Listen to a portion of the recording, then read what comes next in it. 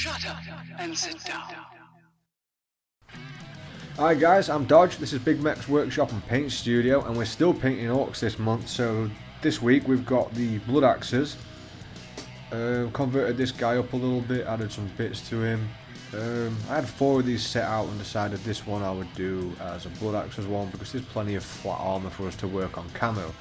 It's also going to be a way of doing the death skulls. You simply wouldn't do the camo, that's the only difference, because we're doing blue camo on this. I thought I'd kill 2 birds with 1 stone.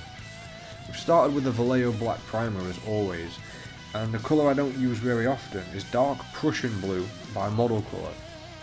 We're going to use this as the base for most of the fabrics and nearly all of the armour. It's just going to be a nice solid base coat.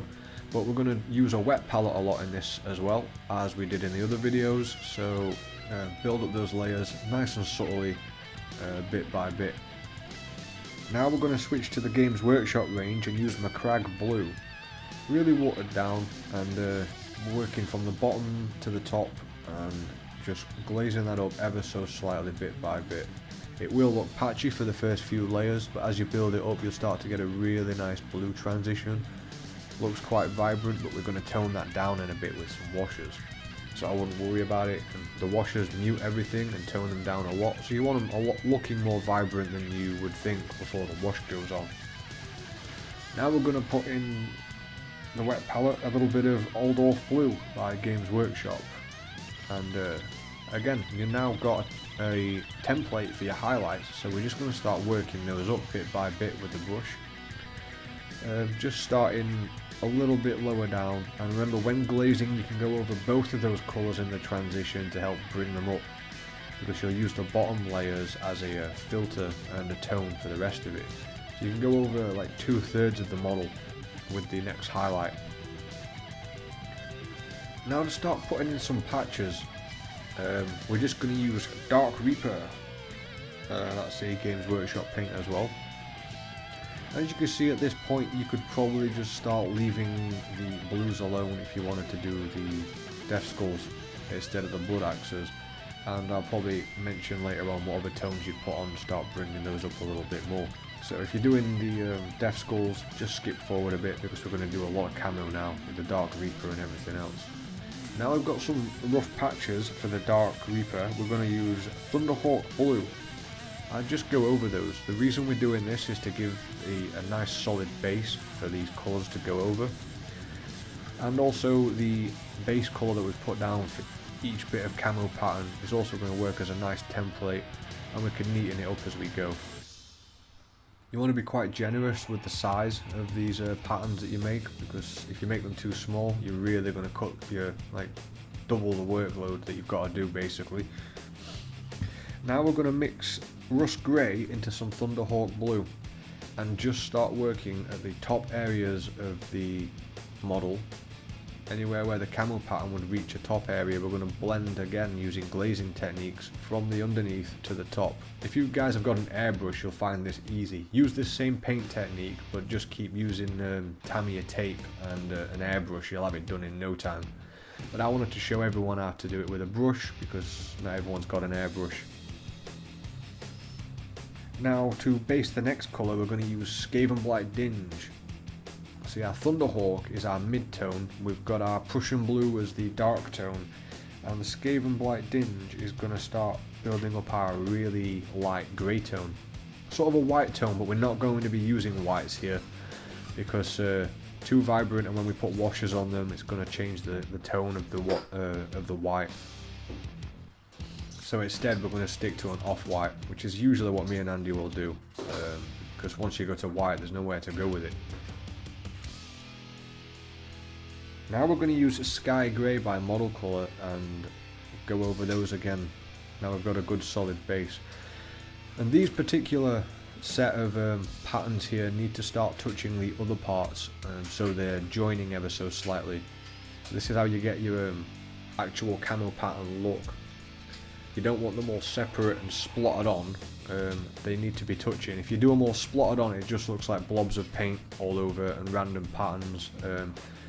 You want to start covering up that original Prussian blue that we've done. Now we're going to use black grey by model colour and bring in the darkest of the colours. This eventually will be the black on the armour and on the camo pattern, but for now we're just sticking with the black grey so that we can wash it down and tone it down later.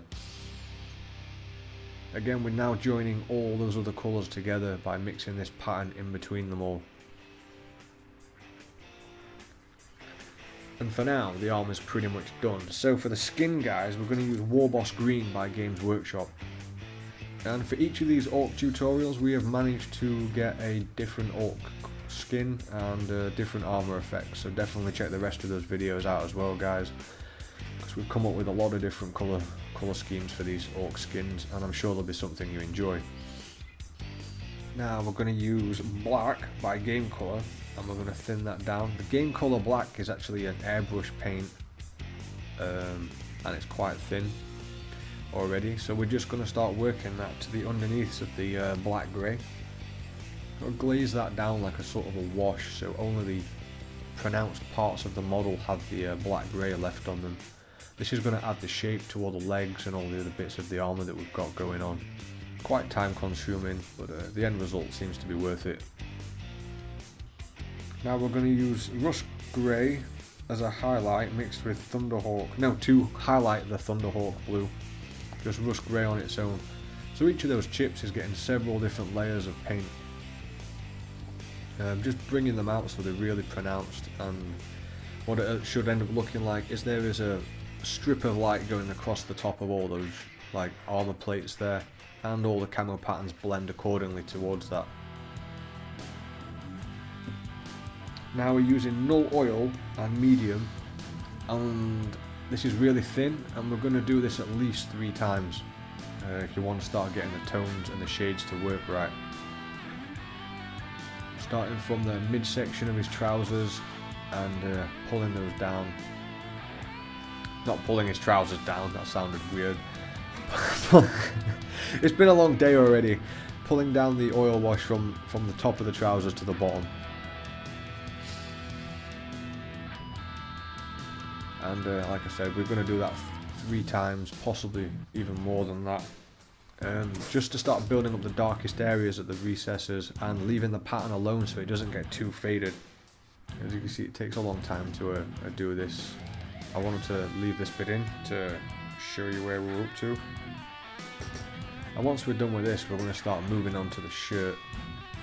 You can see the underneath of that starting to look shaded and it's getting in those gaps just in the right way. So now we're going to use Baneblade Brown or Heavy Brown, which is an extra opaque by Game Colour. I ran out of Baneblade Brown, so I'm technically using Heavy Brown, and you can honestly just use Baneblade Brown. It's almost identical in colour. And we're going to use that to start picking out the shirt. Because I was going to do him all blue, and at this point there is so much blue on the model, I decided I need to break him up a little bit. Didn't want him completely camo pattern and completely blue. And as you can see, that's really setting off all the camo patterns now. Now we're going to add Dark Rust by Panzer Aces into the Baneblade Brown, or in this case, Heavy Brown, and start glazing downwards.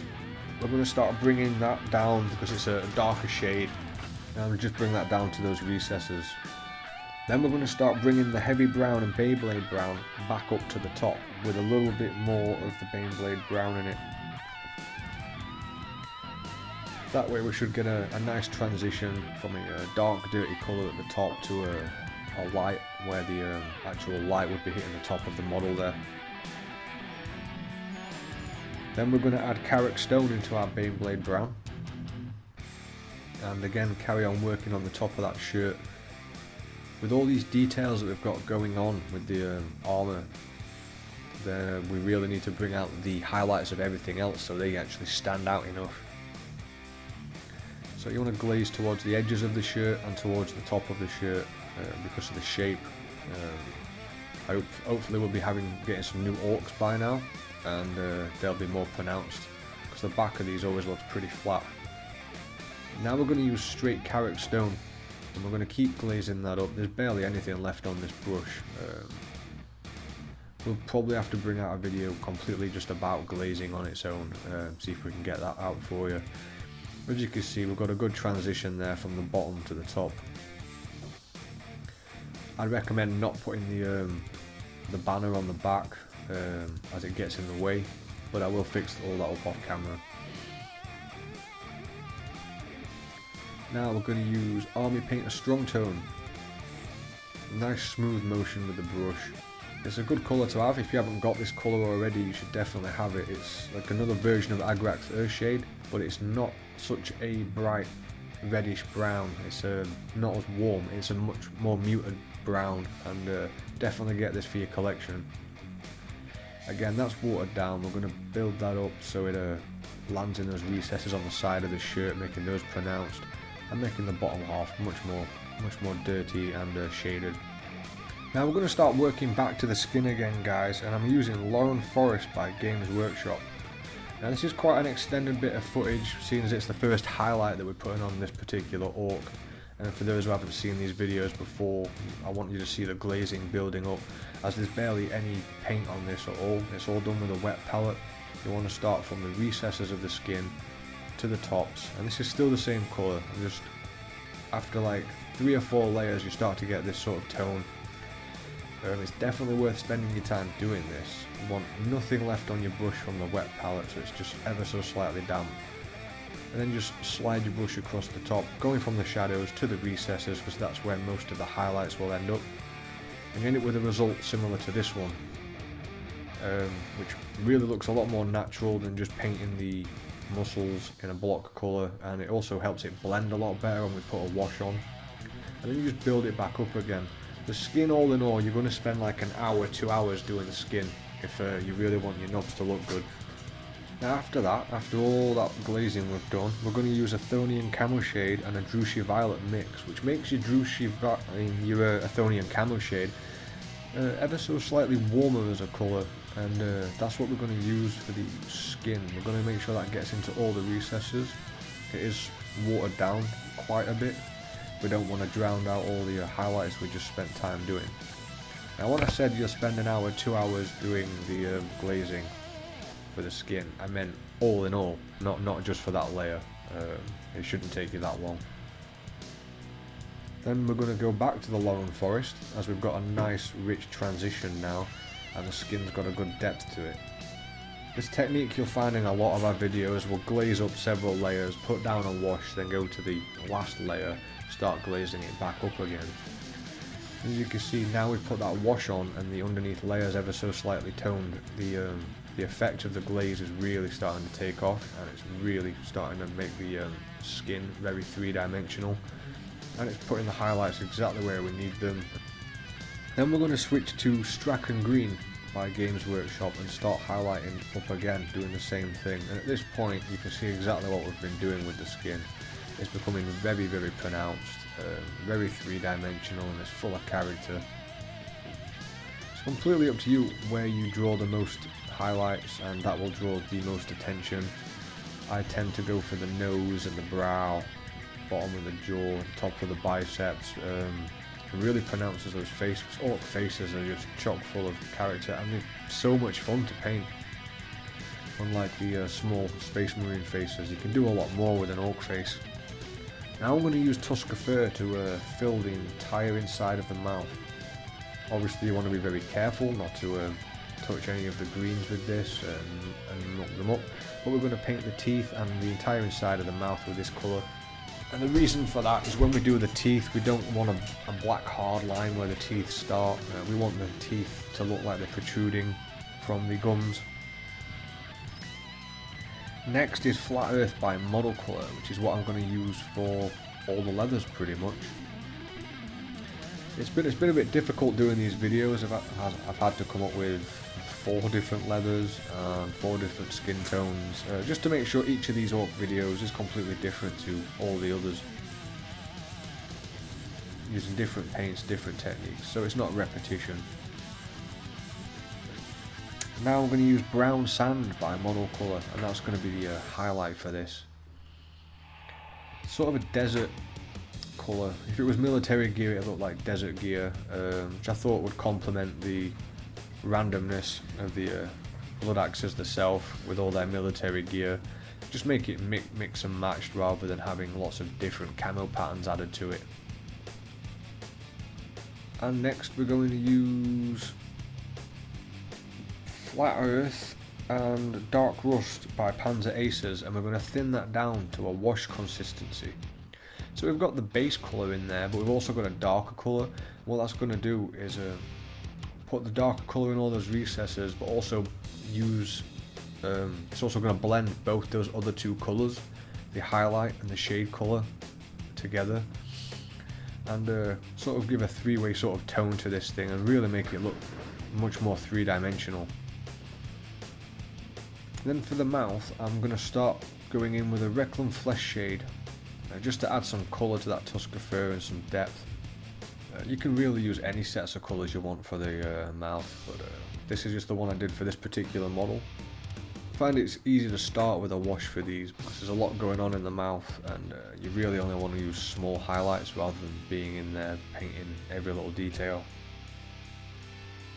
Then to finally tone those boots and all those leathers down a little bit more, we're going to use an Agrax Earthshade wash, watered down. And I'm basically just letting most of the washes do the work for me with these bits of leather. There wasn't much in the way of highlighting. As you can see, those undertones underneath that we've put down, they really show through with a lovely blend and transition. Always be really careful when handling washes and don't put too much on, because you don't want it to pour off onto all the hard work that you've been doing. Now we're going to start painting the blades on the claw, which will be black by Model Air Metallic. This is quite a smooth paint, so you don't need to water it down too much, but you will need to put 2 or 3 coats on just to be sure you've got a nice even coating. I think this is the metallic colour we used for the entire model, if I remember right. Yeah, I believe it is. And then we're going to highlight that up using Lead Belcher, because black is a black metallic, and it looks like a Lead Belcher that's had a null oil on it. It just saves us putting a wash step on. And don't forget to do all the buckles and all the little studs in his belt buckles. There was a lot of those. Once you start painting them, you realise how many little bits of metal trinkets the orcs actually have on them. But just take your time, you don't need to do them in too much detail. And now we're going to use Steel by Model Air Metallic, because we really like the Model Air Metallic range. I'm going to highlight the tips, the very tips of all the metallic parts that we've just done with this colour. For a change, you know, I thought maybe the Blood Axes would actually have some sharp gear, seeing as they believe in strategy and order. Maybe they take care of their gear as well, so we've gone for a much more vibrant metal on these guys.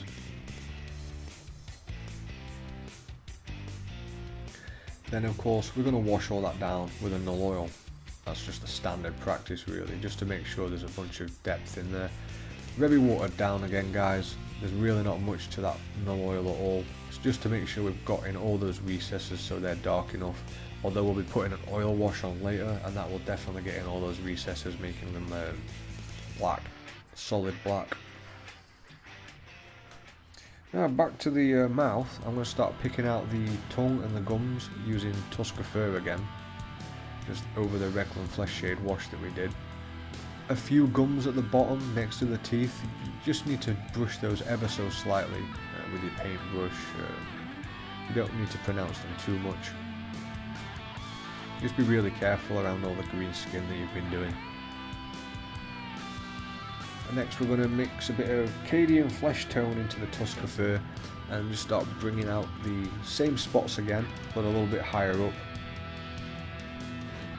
I could have spent some more time glazing the tongue, but I don't know, it's really annoying after doing this much work just painting a mouth. My advice would probably be use orcs with a mouth shut, it's just easier to paint them that way. It's something I'll remember for future videos. Now we're going to start picking out the teeth, and we're not going to base coat them in anything particular, we're just going to use Zandri Dust over the colours we've already got down there. You want to gently feather these paints backwards and make sure it looks like the teeth are actually protruding from the gums. You don't need a solid hard line.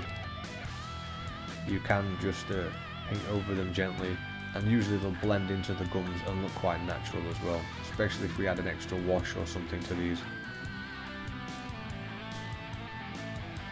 Now we're going back to the skin to do a little bit more work, and we're taking the Strachan green that we previously did, and we're adding Ogren Camel, which is not one I usually use, but I wanted to bring this skin up to a much lighter tone than usual.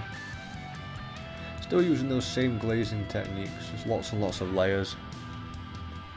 This time we're only really working to the fine points of the muscles. As you can see, that definition is really coming on now.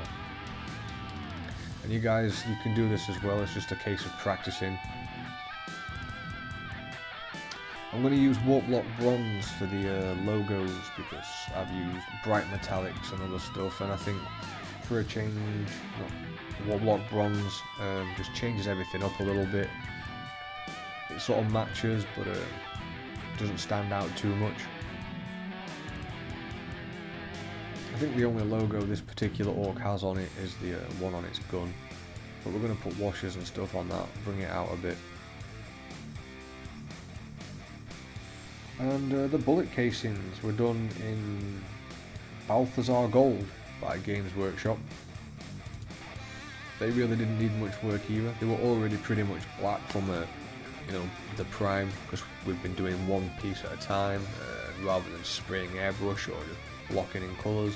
So they're going to go Balthazar Gold. Keep that paint thin because Games Workshop paint metallics tend to be quite thick, so do a couple of layers for that. And then for the tips of the bullets, I was using Hammered Copper by Game Colour, which is a really nice reddish metallic colour. Just be careful not to get anything on, anything else. I keep saying that, but if you're following this tutorial, you're following along, you've put in a lot of work, so don't rush anything.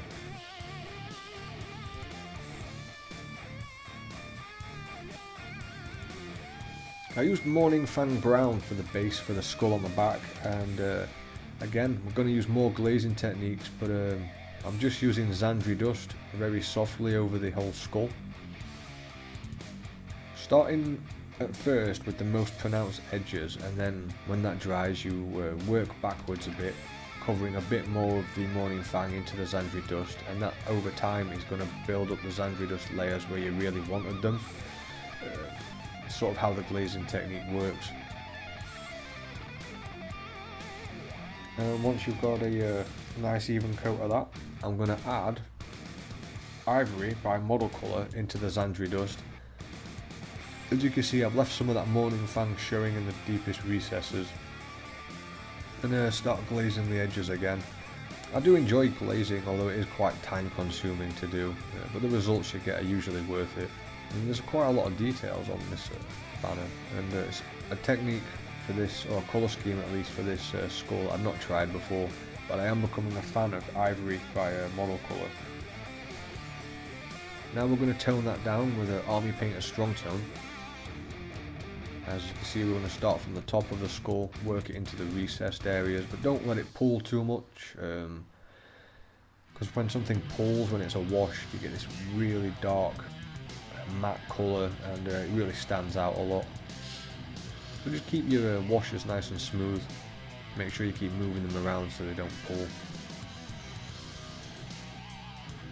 On the teeth, I'm then going to jump to using the Shabti Bone, which is the classic really, to go over Zandri dust with the Games Workshop paints.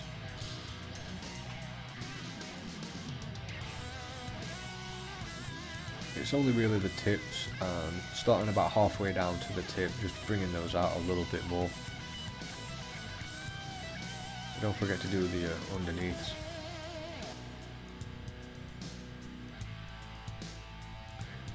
Then I'm going to do Balthazar Gold on the barrels because it will complement what's around his neck, and I didn't just want to do them solid silver. I wanted them to stand out a little bit. There's already a lot of silver metallic on here, and we're just going to edge highlight, or glaze the very tops of the skull, skull glyph insignia.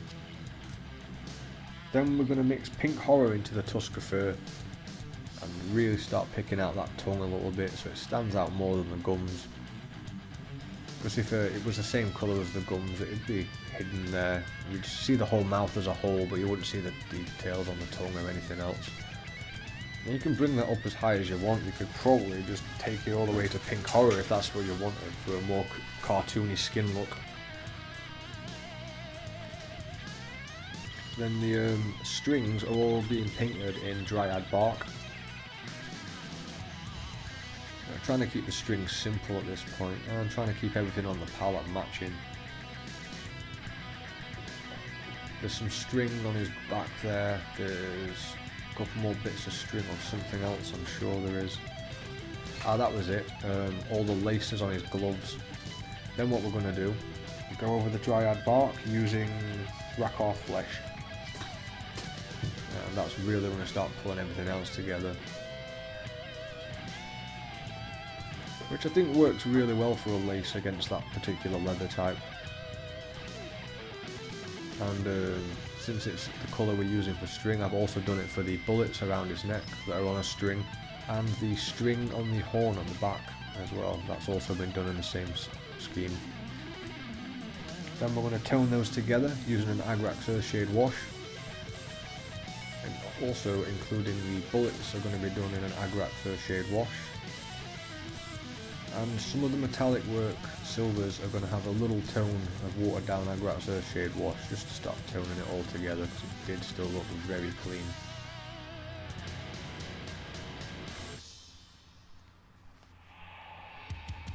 And then as we're closing to an end and we're nearly finished, I decided to go back for straight Ogryn camo and really pronounce that face. Bring it together, just watered down Ogryn camo, just glazing up those final bits, the tops of the ears, the nose and the eyebrows, the very tops of the muscles, and yeah, at this point he looks pretty decent. I'm quite happy with the way he is.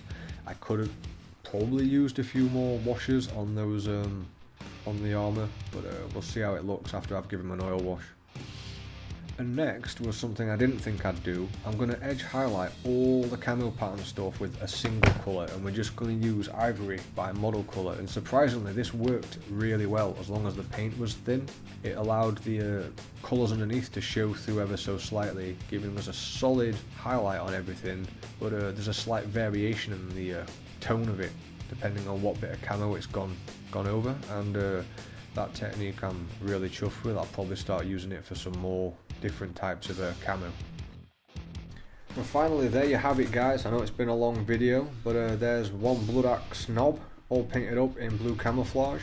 If you wanted to do the death skulls, you would just leave the camouflage off and still use the same colour scheme. That's a bit of both there. I kind of enjoyed painting this one, although the camo can be very tedious at times. Learnt a few new bone techniques and colours like that ivory for model colour. I'm going to start using that a bit more. So if you start collecting orcs and you're going to do blood axes, I hope this really helps you out. Then we have a lot more videos coming up. We do have speed freaks once we get our hands on the new kits, and also some snake bites as well. So if you haven't hit subscribe already, hit that subscribe, and don't forget to like the video and also share with your friends, because every share helps us out. It lets people know what we're doing. I hope you enjoy the rest of October. We've got a bunch more videos coming up, so we'll catch you in the next one, and that's all from us. Thanks for watching.